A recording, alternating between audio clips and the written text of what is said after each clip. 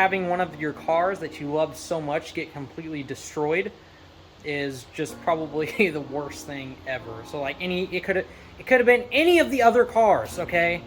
I mean, I wouldn't have been driving that, but like any of my daily drivers, man, and it would not have happened. Like I could have went down the same road faster and it still wouldn't have happened. But it just had to happen to the freaking Supra.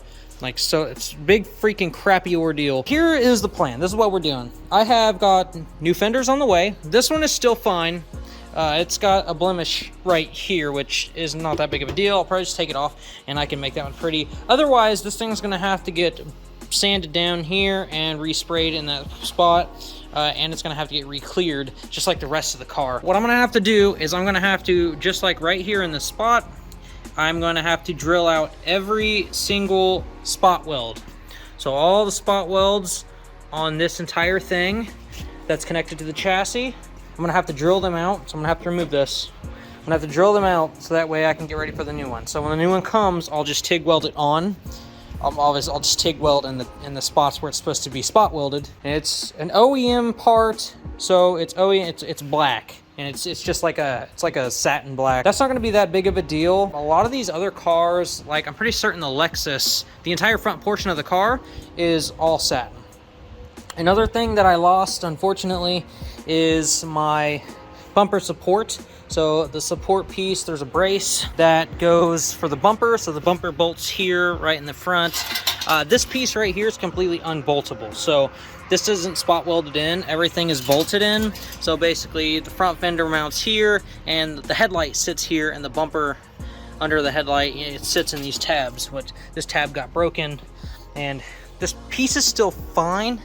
If I can't get one on the way, I can probably just bend this straight again and then just tack or TIG weld it back together. Yeah, I'll have a new radiator support, and I'll be using my OEM radiator, which I was planning on putting back in the car anyways. It's got a shroud on it that I wanted to keep on using. So what we're looking here, I'm gonna have to drill all these spot welds out, and it should pop out of there. She's a little hairy right here, but you have to remember that this whole piece was literally bent and shoved up underneath, and it was touching the wheel and everything. So like this whole section was basically all the way up here. Starting on this side here, there's not very many actually. So it's double layered on the bottom in one spot. There's a lot of prying and stuff, but for the most part, as far as I see, it never messes with this. This is a lot more structurally sound. So prying on this, it does mess it up, but this piece is already jacked. So all I know is that when I get that off there, I'll be able to straighten that stuff out a lot more easy. And then whenever I get the new piece, everything on this side's fine. And then I can form it to the new piece that comes on. So basically, I'll be able to set it right down, and wherever the holes line up, that will be where I will weld it. So I will basically, it should be exactly where all these other ones are. But once it lays down, I'll be able to just fill the holes, and then I'll be able to grind them flat, and then I'll be able to prime it. Because essentially, all this is just primer from the factory.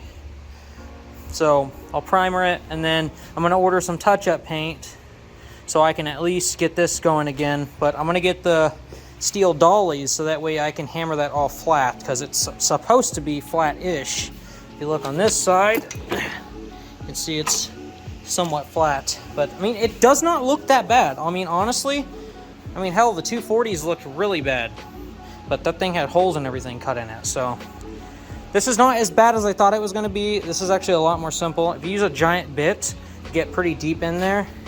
You can see you kind of drill somewhat into the other metal. You don't want to drill all the way through because you want to have at least a seated area to weld on top of. So you want to drill just enough that you're basically, when you drill through, you're drilling the top, a little bit of the top part, and then you pry it and break it off, unless you've got the proper exact bit or whatever to make it work. But I'm just working with what I have. So it's, man, I just can't, dude, it freaking sucks. This sucks. All right, so right here, I'm trying to shape this back up. I found there's a spot right here in the bottom that I can run something up in there, and I've been beating on it. Now this is shaped up pretty good. I'm trying to get rid of this crease right here. And this is the next place I'm trying to get to. I'm going to beat on this a little bit. This flexes quite a bit.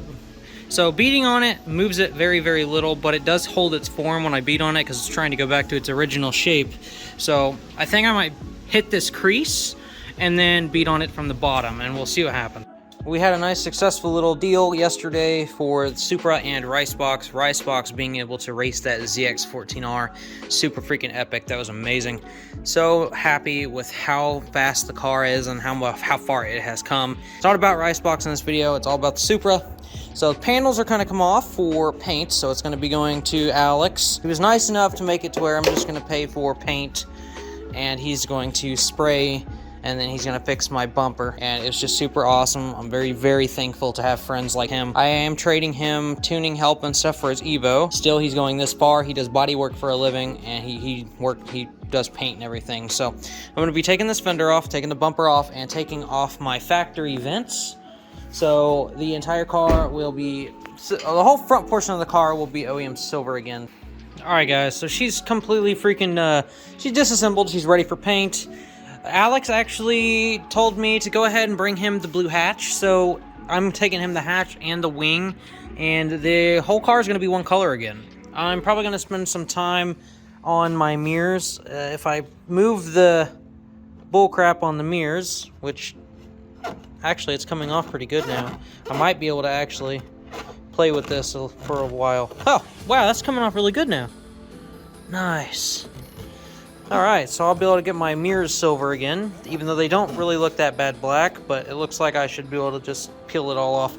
But anyways, he's got some stuff that he can remove the black plasti dip from the wing. So I'm just gonna take him the whole hatch. He's gonna paint the hatch silver, and he's going to try his best to remove the plasti dip from the wing.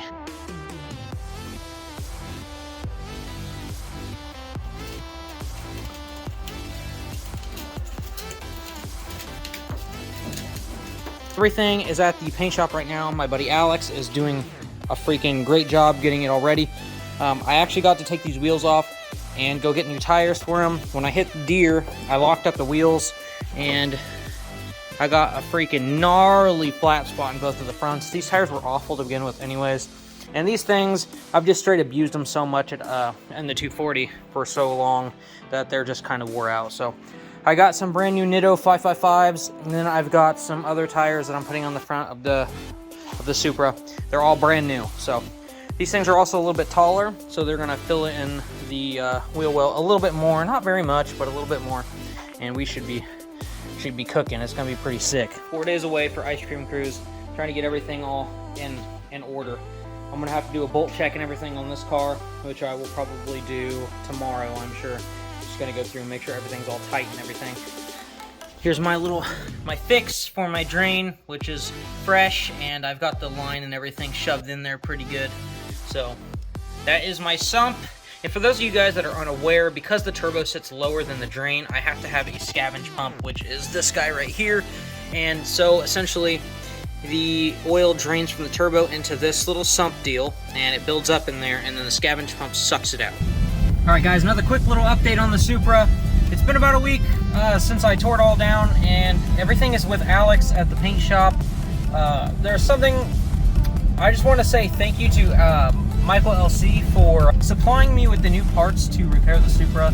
Guy's super freaking awesome, definitely an MVP. He was able to allow me to get the Supra going for Ice Cream Cruise this year, and it's just, I am so freaking grateful. All right, guys, so we are at the paint shop right now. Alex is getting it down to work right now. He fixed the bumper, and it looks absolutely epic. Making some progress. The car is going to be all silver, except for the mirrors I forgot about. But I think I can actually peel off all of the plasti dip that's on there, because it is plasti dip. It's just horribly applied.